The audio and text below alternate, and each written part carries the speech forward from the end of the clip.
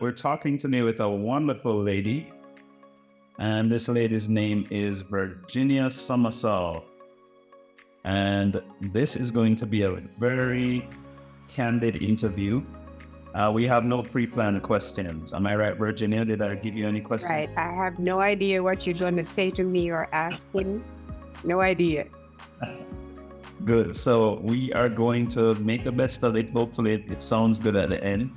Okay. And pretty much I'm just going to ask you the questions on the fly and allow you to just share.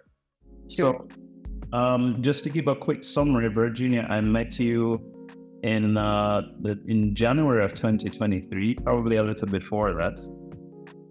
Yes, because I had to do applications and all that. So we met online Right. by my letters and so on. Yes. Right. And how did you hear about the Gonzalez protocol? That's quite the journey.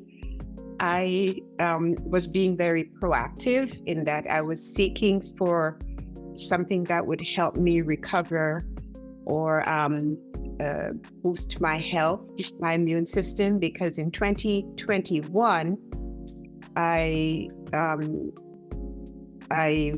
came down with shingles, and quite soon after that, a cancerous inguinal lymph node was discovered. A cancerous right inguinal lymph node was discovered, and so I had surgery in 2022 to remove that lymph node after the biopsy revealed it was cancerous. It was encapsulated, which was good because it hadn't spread anywhere else. And so after the surgery, I was told I needed to follow up with the doctors, etc., which I did. But I also took things into my own hand in terms of my own responsibility for my health. And I started searching to find where I could get something to help me address my immune system, etc. And I started, searching the web and came across the pork pancreas. And on the bottle, as I usually do read stuff, there was the name formulated by Dr. Gonzalez. Right. And away I went because I'm thinking this pork pancreas is supposed to help. And so I Googled and discovered that he had developed this pancreas and a protocol, and that there were doctors, because they were called the Gonzalez Guardians, and there were a few of them around the globe. And so I found one in Jamaica, of all places, where I was born, and boy, was I excited. But I was a little hesitant because it said, after I read all that, it said I would have to be accepted by the doctors. I couldn't just go and say, okay, I want to be I'm your patient. Can I come in today? And I prayed and I thought, Father, please direct me. Please let them accept me because I'm desperate. Anyway, I didn't tell Dr. Williams that I was desperate. So I was. Anyway, I sent in all the information they requested, and Dr. Williams agreed to take me on as his patient, having sent him all the details, my prior history, and the findings from the doctors, and the fact that I had had surgery. And so that's how I came to know about the program. Right. Well, the interesting thing when I met you, and I think we can touch on this for a little bit, you had already been doing quite a bit to get yourself in shape. Could you share your age if that's comfortable for you? Well, when did I met you? Oh, okay. My age now. I'm 74. Wow. So, yes. Wow. Yeah, and when I met you at age 73, I imagine. Yes, it was 73. That's right. Yeah. You were already in pretty good shape, but you were diagnosed with a particular type of tumor known as a Merkel cell carcinoma. Yes. Yeah, and that was a very interesting diagnosis to have, Virgie, because it's very rare. And also, for those of you who are watching, know a little bit about the Gonzalez. you would know that tumors of that kind are not likely to respond to the standard vegetarian type diet that is normally recommended for cancer. And so this young lady here was told that she needed to include meat in her diet. How did you feel about that? You know what? I was very excited to learn that because before that I had seen another practitioner. This was again trying to make sure my health, trying to improve my health. I keep adjusting the mirror here, the camera.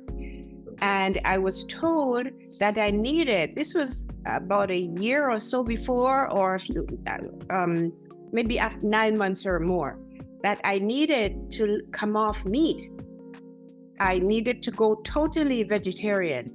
And that was so much against what I felt.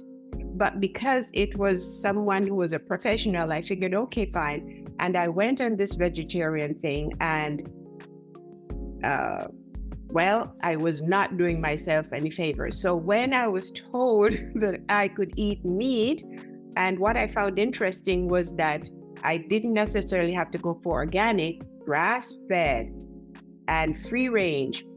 And if I couldn't get that, then organic.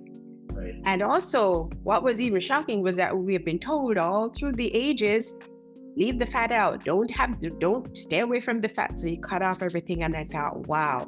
So I really was excited about that, to go back to what I felt I should be doing, but I sort of questioned my own inner,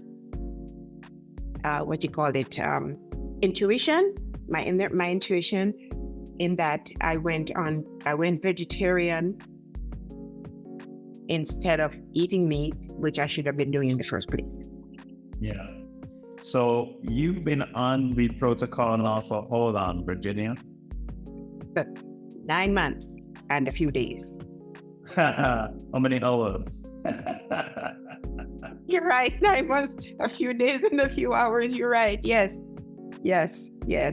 I remember I started in February. I started on the liver plant the end of February, and full speed ahead since then. Yeah. So we're now in December of 2023. You've been on it for 9 months. You started in February. I want you to tell me a little bit about how you felt. So you came to Jamaica, you got your instruction, you did all your testing, we told you what your metabolic type was, designed your protocol, and you flew back to Canada, which is where you live. Yes. How did it feel returning to Canada, knowing that you needed to start this protocol? Oh my gosh. It was overwhelming. It was totally overwhelming. But at the back of my mind, I kept hearing your reassurances that you had confidence in me and that I could do it. And I'm thinking I could do it. But then I look at this list of things that I had to, order, and the things I had to take. It took me weeks, because I thought the best thing to do was not rush into it, but be organized. So I got myself binders. I got storage bins where I could put my stuff. I organized all my supplements to the point where now I operate using my iPhone alarm system, so that I would know when to take what, when, and so on. You can look at that iPhone calendar, the alarms. Do you have it nearby? Yes. So, can you see that? I'm gonna scroll down. Wow. Okay, see all the green? Wow. Those are all the times when the alarm goes off, and I have to take something or do something. Yes. Because of, but the most daunting task was to measure out those cups. And I had gotten busy, but I was able to do it, measure out the supplements. So measure them out in individual cups and then empty them in my plastic bags. And so I've been doing that. And And every day I take out what I need, so I make sure I've taken everything by the end of the day. I usually would just go in the big bin and take out, but then I would say, did I take this? So I measure my threes, my twos, my ones, and then they are right there. So at the end of the day, the 3 bins with 3 twos and ones, meaning at breakfast, lunch, and dinner, that should be empty. You are a pro. Well, I pardon me, I had to do it because if I didn't, I would have been frustrated and given up. But the best thing I did, one of the best things I did was to plan, was to organize. Because if I didn't, I would have thrown my hands up. So I think what we're all waiting to hear, Virginia, is you and I both know that your hair test scores have been going in the right direction. You've been doing really well in terms of your numbers. Yes. I think everybody is going to be eager to hear what your improvements have been on the Gonzalez protocol over the past 9 months.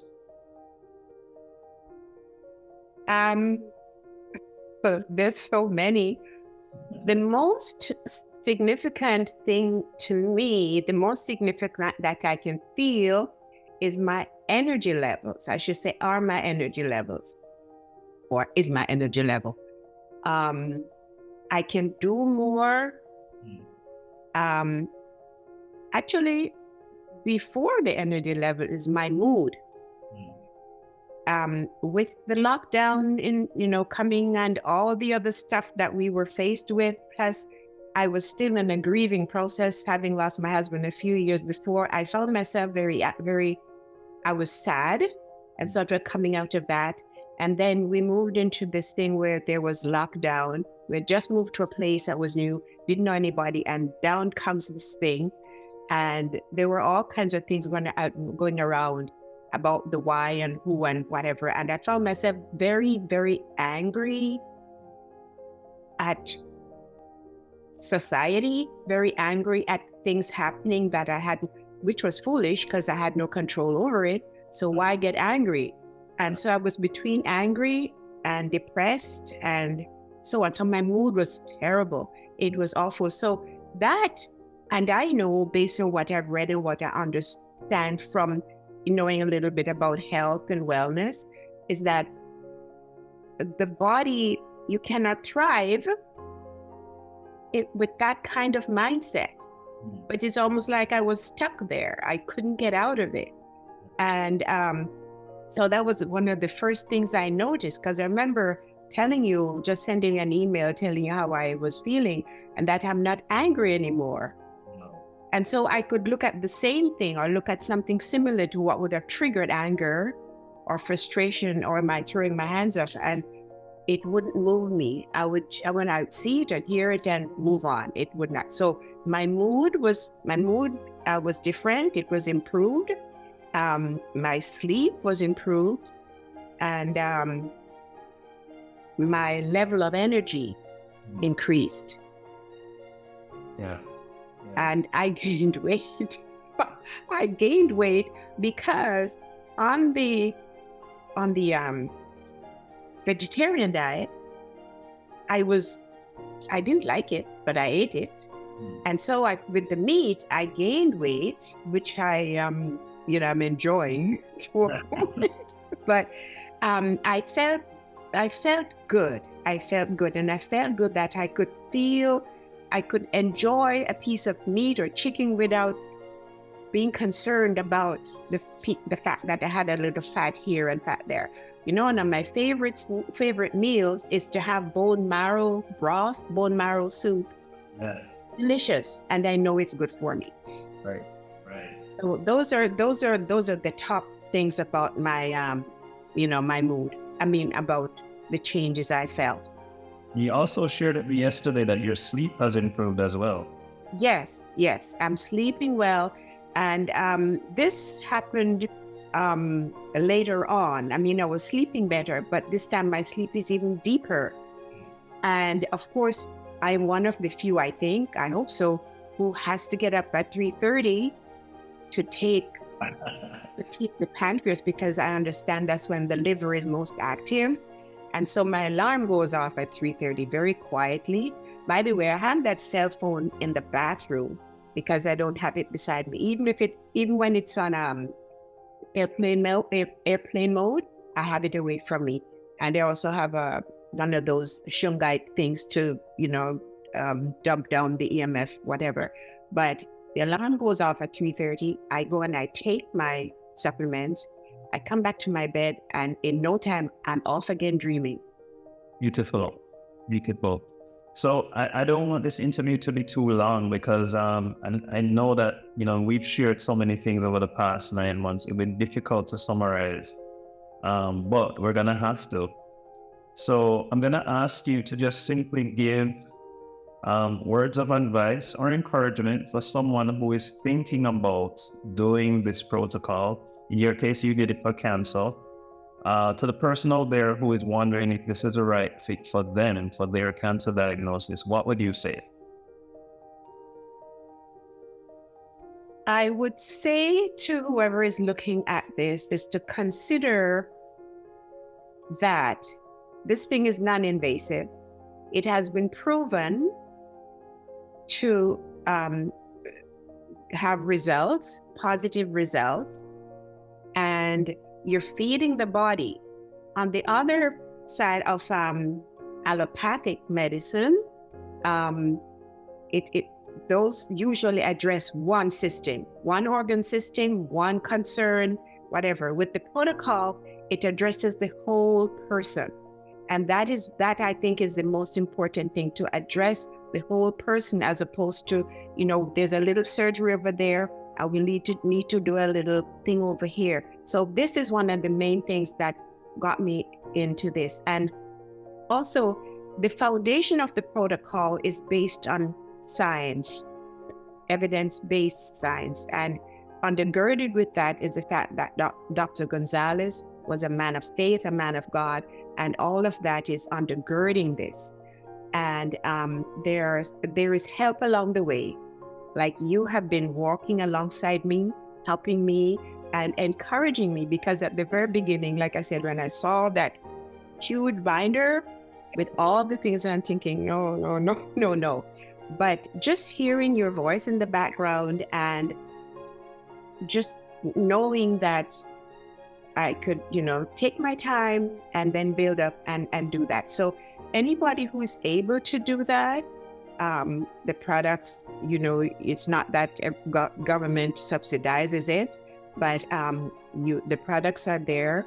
And if one is able to put out the funds, and in this regard, there is no point, this is how I looked at it. There's no point in me putting aside money for the future when my present is at risk. Yeah.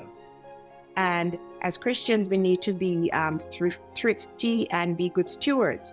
But there's a place for taking care of health, because I see that as worship to God, as honoring God in my body in a physical way.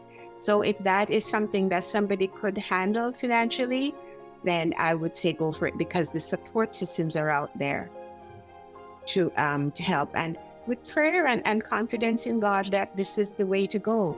But I really like it because it is non-invasive, and it's healing the whole body, as opposed to dealing with, my knee here or my finger, the whole body. And there's also the spiritual aspect to it, because we entrust our care to God. Yeah, absolutely. As we close, I've been deeply impacted by walking with you on this journey myself. And there's one thing that you shared with me, being someone who lives in North America, where you experience snow. We don't have snow here in Jamaica, as you well know. But you shared with me a little proverb, I guess, that you use to help to keep you focused. Talking about when you're driving in a snowstorm, I think it was. I want you to just by sharing that with. Oh, yes. And say you hit a rough spot or something, you don't look at the side of the road. You steer the car in the direction you want to go. Right. You steer.